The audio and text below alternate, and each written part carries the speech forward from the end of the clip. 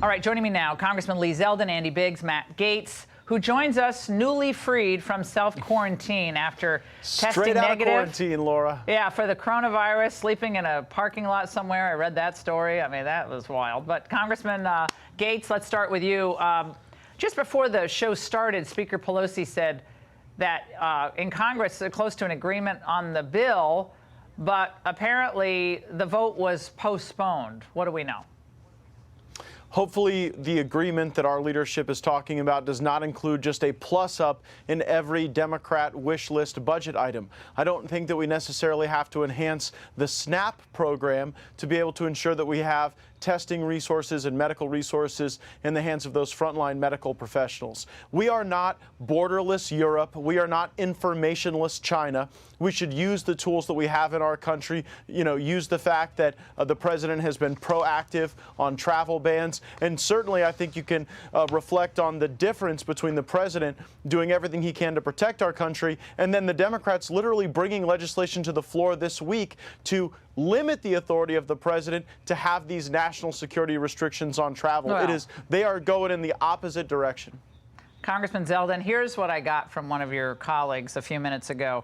We're not voting tonight. Here's what the Democrat Senate Campaign Committee just put out. Breaking: Senate GOP blocks emergency paid sick leave from moving forward. That's what they're trying to do. They're trying to frame the Republicans heartless, don't care, want people to starve in their homes, aren't going to give people a safety net during a time of global crisis. Right. They're talking about permanent proposals, too. They're not looking to just get through a crisis.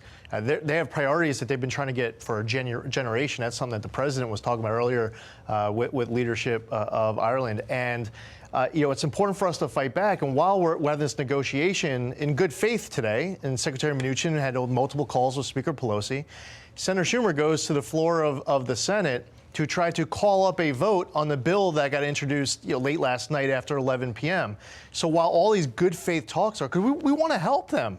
We have ideas, too. We can help make your bill better. And while we're doing this, they're going to the Senate to try to jam it through. But on the surface, I want to play again what Nancy Pelosi said about her hope to work with Mnuchin and have good results. We're negotiating with Secretary Mnuchin. He had some suggestions, all very reasonable. I think that none of them would prevent us from moving forward with the bill. But Congressman Biggs, this isn't what they're putting out tonight. So it's nice to say we're going to be above politics. We're not going to get down in the gutter.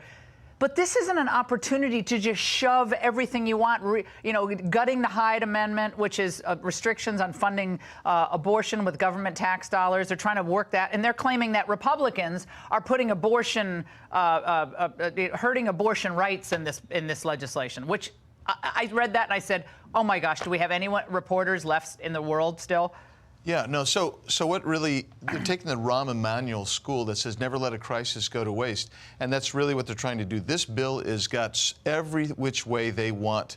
It's you said $1 billion. It's $1 billion that's not subject to the Hyde Amendment. It's getting into basically... So money, tax, just so people understand what that means. Taxpayer money could go to fund abortion. No restriction on that whatsoever. No, that's exactly right. No restriction on that. Then they get into private businesses and they say you're going to give 7 days paid sick leave. But that's only for hourly workers with coronavirus.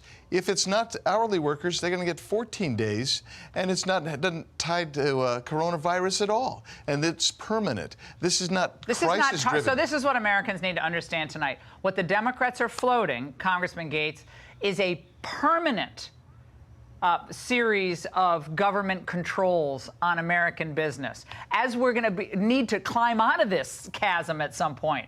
That's just what business is going to need on its back, another anvil trying to climb out of this hole that it's now in because of this virus. And all of the things wrong with corrupt Washington, with last-minute deals and special interests getting their way, lack of transparency, none of that was removed when we had to deal with the coronavirus. So you're seeing the very same things about Washington, deals getting woven together at the last minute without debate and review in the light of day, leading to a legislative work product that seems to be more of a Democratic policy wish list forever than a temporary focused response to the coronavirus. But the administration, Congressman Zeldin, I bet feels like they're in a no-win situation here, because they're looking at people's pain, the markets, the numbers are going up, the testing was obviously screwed up at the beginning.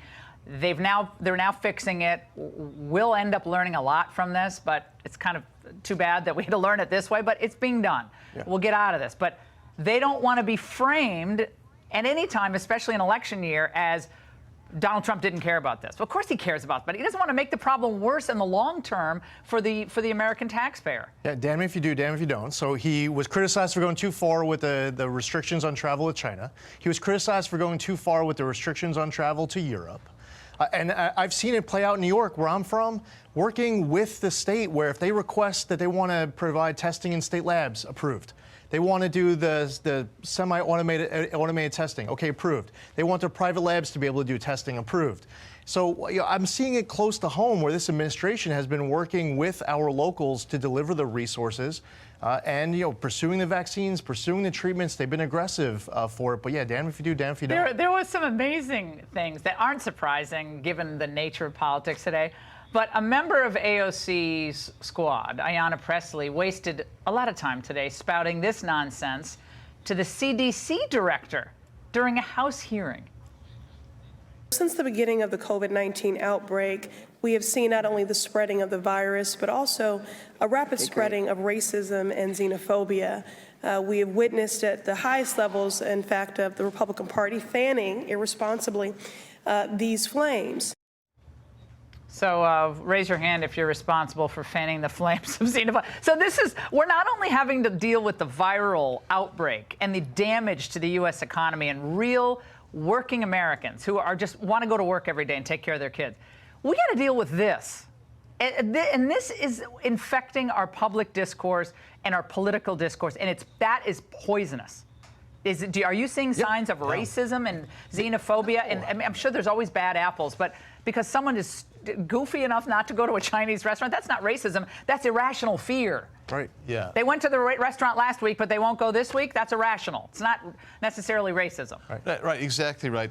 But that's the playbook that they're working from. They're still using it in a crisis. That's what I'm saying. Exactly. The viral outbreak, and they're still using racism and xenophobia. Yeah. You should have saw no platform. The spokesperson from the Chinese government today, he put out a tweet where he was blaming the U.S. military for planting the coronavirus in China.